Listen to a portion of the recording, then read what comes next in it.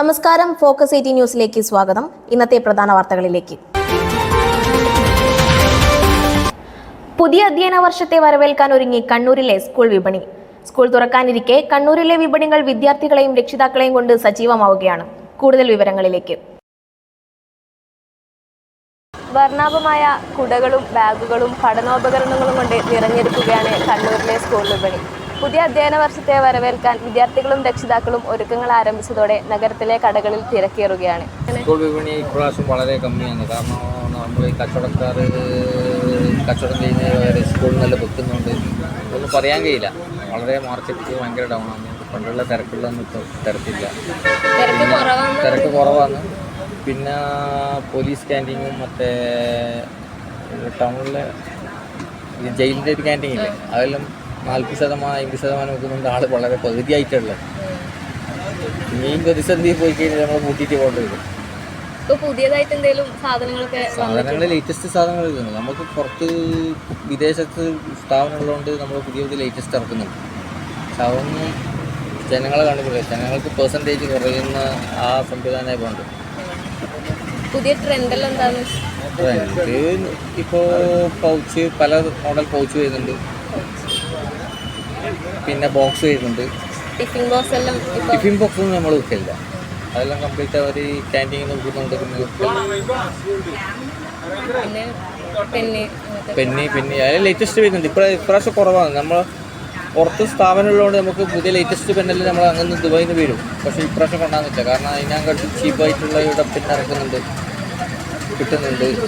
വിപണിയിലെ ഈ ചലനത്തിനിടയിലും ആശങ്കയിലാണ് വ്യാപാരികൾ. ഓൺലൈൻ ഷോപ്പിംഗ് പ്ലാറ്റ്ഫോമുകളിലെ വൻ ഓഫറുകളും ഡിസ്കൗണ്ടുകളും കാരണം വില കൂടിയ ബാഗുകളും മറ്റ് പഠനോപകരണങ്ങളും കൂടുതലായി ഓൺലൈൻ വഴിയാണ് വാങ്ങുന്നതെന്ന് വ്യാപാരികൾ പറയുന്നു. ഓൺലൈൻ കച്ചവടത്തിന്റെ ശക്തമായ മത്സരവും സാധനങ്ങളുടെ വിലക്കയറ്റവും പ്രതികൂലമാണെങ്കിലും സ്കൂൾ തുറക്കുന്നതിന് മുന്നോടിയായി കണ്ണൂരിലെ സ്കൂൾ വിപണി സജീവമാണ്. വരും ദിവസങ്ങളിൽ കൂടുതൽ ഉപഭോക്താക്കൾ എത്തുമെന്നാണ് വ്യാപാരികളുടെ പ്രതീക്ഷ. ക്യാമറ പേഴ്സൺ സാനിയോടൊപ്പം നൂറ. യാത്രക്കാർക്ക് ആശ്വാസമാകേണ്ടതിന് പകരം ദുരിതമാകുകയാണ് തളിപ്പറമ്പ് ദേശീയപാതയിൽ നിർമ്മിച്ച ബസ് കാത്തിരിപ്പ് കേന്ദ്രം. മഴയിൽ കാത്തിരിപ്പ് കേന്ദ്രത്തിനുള്ളിലും വെള്ളം കയറുന്നതോടെ യാത്രക്കാർ പ്രതിസന്ധിയിലാണ്. കൂടുതൽ വിവരങ്ങളുമായി റിപ്പോർട്ടർ നൂറ നമ്മളോടൊപ്പം ചേരുന്നു. ലക്ഷങ്ങൾ ചെലവഴിച്ച് നഗരത്തിലെ ദേശീയപാതയിൽ നിർമ്മിച്ച ബസ് കാത്തിരിപ്പ് കേന്ദ്രത്തിൽ നിന്നാൽ മഴ നനയേണ്ട അവസ്ഥയിലാണ് യാത്രക്കാർ. കഴിഞ്ഞ ദിവസം പെയ്ത ശക്തമായ മഴയിലും കാറ്റിലും ഇരിപ്പിടത്തിലുൾപ്പെടെ വെള്ളമായതോടെ ഏറെ ബുദ്ധിമുട്ടിലായിരുന്നു യാത്രക്കാർ. മേൽക്കൂരയ്ക്ക് ചോർച്ചയുള്ളതായും പരാതിയുണ്ട്. MLAയുടെ ആസ്തി വികസന ഫണ്ടിൽ നിന്ന് 30 ലക്ഷം രൂപ ചെലവഴിച്ചാണ് തളിപ്പറമ്പ് ദേശീയപാതയിൽ കണ്ണൂർ ഭാഗത്തേക്കുള്ള ദീർഘദൂര ബസ്സുകൾ നിർത്തുന്ന ബസ് സ്റ്റോപ്പിൽ മികച്ച സൗകര്യത്തോടെ കാത്തിരിപ്പ് കേന്ദ്രം നിർമ്മിച്ചത്. നഗര സൗന്ദര്യവൽക്കരണത്തിന്റെ ഭാഗമായി കൂടിയാണ് ദൃശ്യഭംഗിയോടെ കാത്തിരിപ്പ് കേന്ദ്രത്തിന്റെ നിർമ്മാണം. മൊബൈൽ ചാർജിംഗ് ഉൾപ്പെടെ സൗകര്യങ്ങൾ ഇവിടെ ഏർപ്പെടുത്തിയിരുന്നു. എന്നാൽ മഴയിൽ നിന്ന് രക്ഷ തേടി ബസ് സ്റ്റോപ്പിലെ കാത്തിരിപ്പ് കേന്ദ്രത്തിൽ കയറുന്ന യാത്രക്കാർക്ക് നനയേണ്ട അവസ്ഥയാണിപ്പോൾ. മേൽക്കൂരയിൽ പാകിയ ഓടുകൾക്കിടയിലൂടെ വെള്ളം ഇരിപ്പിടത്തിലേക്ക് വീഴുന്നുണ്ട്. മഴയിൽ സമീപത്തെ കെട്ടിടത്തിന്റെ മുകളിൽ നിന്നുള്ള വെള്ളം ബസ് കാത്തിരിപ്പ് കേന്ദ്രത്തിന് സമീപത്തേക്ക് ശക്തിയായി കുത്തി ഒഴുകുകയാണ്. നല്ല രീതിയിൽ പണിയെടുത്തെങ്കിൽ അങ്ങനെ നനയത്തില്ലല്ലോ. അതുകൊണ്ട് നനയാത്ത രീതിയിൽ ചെയ്യണമായിരുന്നു പണി എടുക്കുമ്പം.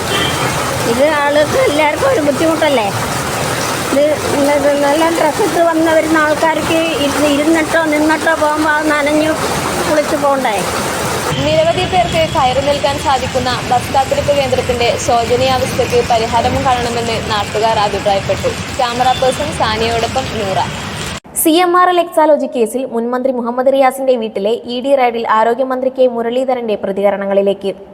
ഈ അന്വേഷണത്തിനുണ്ടായിരുന്ന തടസ്സങ്ങളൊക്കെ കോടതി തള്ളിക്കളഞ്ഞു എന്നാണ് മനസ്സിലാവുന്നത്. അപ്പോൾ അതിൻ്റെ പേരിൽ നടക്കുന്ന റെയ്ഡാണ്. അതിപ്പോൾ അതിൻ്റെ വഴിക്ക് നടക്കട്ടെ. അതിനെക്കുറിച്ച് ഞങ്ങൾ അഭിപ്രായം പറയുന്നില്ല.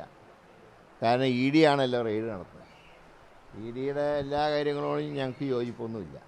ഏതായാലും അവർ നടത്തട്ടെ. എന്നിട്ട് എന്താ കാര്യങ്ങൾ പുറത്തു വരട്ടെ. ഇല്ല, ഞങ്ങൾക്ക് അങ്ങനെ ED ആയിട്ട് കൂട്ടുകെട്ടൊന്നുമില്ല. കാരണം ഇനിയിപ്പോൾ ഞങ്ങൾ വന്നുകൊണ്ട് ED മിക്കവാറും സെക്രട്ടേറിയറ്റിലേക്കും കയറും കുറച്ച് കഴിഞ്ഞാൽ. അതുകൊണ്ട് EDനെ ഞങ്ങൾക്ക് അത്ര വലിയ വിശ്വാസമൊന്നുമില്ല. EDയുടെ അന്വേഷണത്തിൽ ഞങ്ങൾക്കൊരു അതിനാരും സീരിയസ് ആയിട്ട് എടുക്കുന്നുമില്ല. കോൺഗ്രസും EDയും തമ്മിലുള്ള ഒരു കൂട്ടുകെട്ടിന്റെ ഭാഗമായിട്ടാണ് ഇത്തരത്തിലൊരു റെയ്ഡ് നടന്നതെന്ന പ്രതിപക്ഷത്തിന്റെ ആരോപണത്തിൽ കഴമ്പില്ലായെന്ന് K മുരളീധരൻ പറഞ്ഞു. കോഴിക്കോട് നിന്നും ക്യാമറാമാൻ ലനയോടൊപ്പം ജിഷ്ണു. പഴയങ്ങാടി പുഴയോരത്തെ കണ്ടൽക്കാടുകൾക്ക് ഭീഷണിയായി മാലിന്യം തള്ളൽ വ്യാപകം. ഏഴോം ഗ്രാമപഞ്ചായത്തിലെ പ്രധാന ടൂറിസം കേന്ദ്രം കൂടിയായ ഏഴോം മുട്ടുകണ്ടി റോഡ് അരികിലാണ് മാലിന്യങ്ങൾ തള്ളുന്നത്.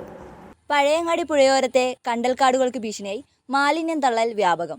ഏഴോം പഞ്ചായത്തിലെ പ്രധാന ടൂറിസ്റ്റ് കേന്ദ്രമായ ഏഴോം മുട്ടുകണ്ടി റോഡിലാണ് മാലിന്യം തള്ളുന്നത് ശ്രദ്ധയിൽപ്പെട്ടത്.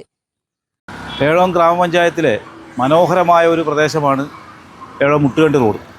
നിരവധി ടൂറിസ്റ്റ് കേന്ദ്രങ്ങൾ, നിരവധി KTDCൻ്റെതും അതുപോലെ ടൂറിസം വകുപ്പിൻ്റെയൊക്കെ ഒരുപാട് പദ്ധതികൾ കഴിഞ്ഞ സർക്കാരും നിലവിൽ നടത്തിയ ഒരു പ്രദേശമാണ്. അവിടെ അറിവ് മാലിന്യങ്ങളും അതുപോലെ പ്ലാസ്റ്റിക് മാലിന്യങ്ങളും വ്യാപകമായി നിക്ഷേപിക്കുന്ന ഒരവസ്ഥയാണ് ഇപ്പോൾ ഉള്ളത്. തെരുവ് നായ്ക്കളുടെ ശല്യം വളരെ രൂക്ഷമായ ആ പ്രദേശത്ത് കാൽനടക്കാർക്ക് ഭീതിയോടെയാണ് അവിടെ നടന്നു പോകുന്നത്.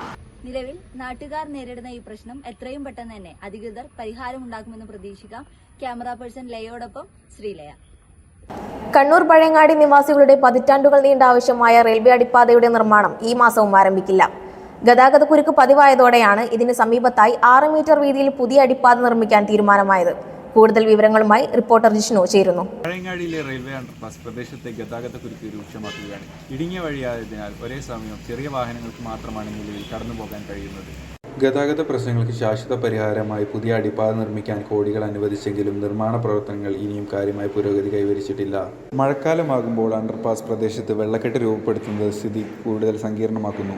അപകട സാധ്യത ഒഴിവാക്കാനും ഗതാഗതക്കുരുക്കിന് പരിഹാരം കാണാനുമായി അടിപ്പാത നിർമ്മാണം എത്രയും വേഗം പൂർത്തിയാക്കണമെന്നാണ് പ്രദേശവാസികളുടെ ആവശ്യം. പഴയങ്ങാടിയിൽ നിന്നും ക്യാമറ പേഴ്സൺ ലയോടൊപ്പം ജിഷ്ണു. കണ്ണൂരിൽ സ്വകാര്യ ആശുപത്രി ജീവനക്കാർ സമരത്തിലേക്ക്. തുച്ഛമായ ശമ്പളത്തിനും അടിസ്ഥാന സൗകര്യങ്ങളുടെ അഭാവത്തിനുമെതിരെ പ്രൈവറ്റ് ഹോസ്പിറ്റൽ എംപ്ലോയീസ് യൂണിയന്റെ നേതൃത്വത്തിൽ കണ്ണൂർ കളക്ടറേറ്റ് കെട്ടിടത്തിന് മുന്നിൽ ശക്തമായ പ്രതിഷേധ ധർണ ആരംഭിച്ചു. ജില്ലയിലെ വിവിധ സ്വകാര്യ ആശുപത്രികളിൽ ജോലി ചെയ്യുന്ന നഴ്സുമാരും മറ്റു പാരാമെഡിക്കൽ ജീവനക്കാരും ഉൾപ്പെടെ നൂറുകണക്കിന് തൊഴിലാളികളാണ് ഇന്ന് രാവിലെ മുതൽ കളക്ടറേറ്റ് കെട്ടിടത്തിന് മുന്നിൽ ധർണയിരിക്കുന്നത്. അവരുടെ സാമ്പത്തിക താല്പര്യങ്ങൾ ഉൾപ്പെടെ സംരക്ഷിക്കാൻ വേണ്ടിയിട്ട് കഠിനാധ്വാനം ചെയ്തുകൊണ്ടിരിക്കുന്ന തൊഴിലാളികളുമായി, അവരെ പ്രതിനിധീകരിക്കുന്ന സംഘടനാ നേതാക്കന്മാരുമായി ഒരുമിച്ചിരുന്ന് ചർച്ച ചെയ്യാൻ ഞങ്ങൾക്ക് സാധിക്കില്ല എന്ന ധിക്കാരം കാണിക്കുന്നു.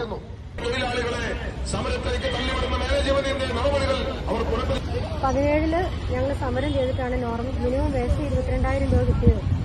അത് കഴിഞ്ഞിട്ട് 2022 കഴിഞ്ഞിട്ട് ഇന്ന് 4 വർഷം കഴിഞ്ഞു. 22-ലാണ് അടുത്ത ശമ്പള പരിഷ്കരണം. 17 കഴിഞ്ഞാണ് വരേണ്ടത്. 17-ല് 18-ല് നമുക്ക് കിട്ടി. 18 ഇനി 22-ലാണ് നമുക്ക് കിട്ടേണ്ടത്. 22-ലേത് 26 കിട്ടിയില്ല. ഈ 26-ന്റെ ഹാഫ് തൊട്ട് നമ്മൾ ഒരു വർഷത്തിന്റെ പകുതിയിലേക്ക് കടന്നു. എന്നിട്ട് നമുക്കത് തരാൻ തയ്യാറല്ല. DF ഉൾപ്പെടെയുള്ള ആനുകൂല്യങ്ങൾ പലർക്കും ലഭിക്കുന്നില്ല എന്ന്. വാണിജ്യ സിലിണ്ടറിന് വില കുറഞ്ഞു. ജൂലൈ 1 മുതൽ വാണിജ്യ ആവശ്യത്തിനുള്ള LPG സിലിണ്ടറുകളുടെ വില എണ്ണ കമ്പനികൾ കുത്തനെ കുറച്ചു. 153 രൂപ 50 പൈസയാണ് കുറഞ്ഞത്. വിശദവിവരങ്ങളിലേക്ക്. കഴിഞ്ഞ ദിവസമാണ് വാണിജ്യ ആവശ്യത്തിനുള്ള LPG ഗ്യാസുകളുടെ വില എണ്ണ കമ്പനികൾ കുത്തനെ കുറച്ചത്. 19 കിലോയുടെ വാണിജ്യ സിലിണ്ടറിനാണ് 153 രൂപ 50 പൈസ കുറച്ചത്. ഗ്യാസിൻ്റെ വില 1300-ന്റെ അടുത്തോളം കൂടിയിട്ടാണ് ഇപ്പോൾ 183 കുറഞ്ഞിട്ടുള്ളത്. ആ കുറഞ്ഞതുകൊണ്ട് നമുക്ക് വലിയ കാര്യമൊന്നുമില്ല. പിന്നെ സ്വതവേ സാധനങ്ങൾക്ക് ഇടയ്ക്കിടയ്ക്ക് വില കൂടുന്നുണ്ട്, കുറയുന്നുണ്ട്. പിന്നെ ചിക്കനെ സംബന്ധിച്ചാണെങ്കിൽ 170-75 രൂപയാണ് ഇപ്പോൾ ചിക്കന് വിലയുള്ളത്. മീനിന് റേറ്റ് കൂടുതലാണ്. ഇതെല്ലാം വെച്ച് കമ്പയർ ചെയ്യുമ്പോൾ ഹോട്ടൽ മേഖല ഭയങ്കര പ്രതിസന്ധിയിലാണ്. നമുക്ക് ഒത്തുപോകാൻ വേണ്ടി പറ്റുന്നില്ല. പിന്നെ ഇപ്പം ജനങ്ങൾ ഇപ്പോൾ സ്കൂൾ തുറന്നതിന് ശേഷം കുറച്ച് ആൾക്കാർ ടൗണിലേക്ക് ഇറങ്ങാൻ കുറവാണ്. പിന്നെ ഇതിപ്പം ബസ് സ്റ്റാൻഡാണ്. ബസ് സ്റ്റാൻഡിനെ സംബന്ധിച്ച് ബസ്സിൽ ആൾ വരുമ്പോഴാണ് ബസ് സ്റ്റാൻഡിൽ ആൾക്കാർ വരാം. ബസ്സിലേ ഇപ്പോൾ ആൾ കുറവാണ്. ഇപ്പോൾ സ്റ്റാൻഡിൽ ഇപ്പോൾ മൊത്തത്തിൽ കച്ചവടം കുറച്ച് ഡൗൺ ആണ്.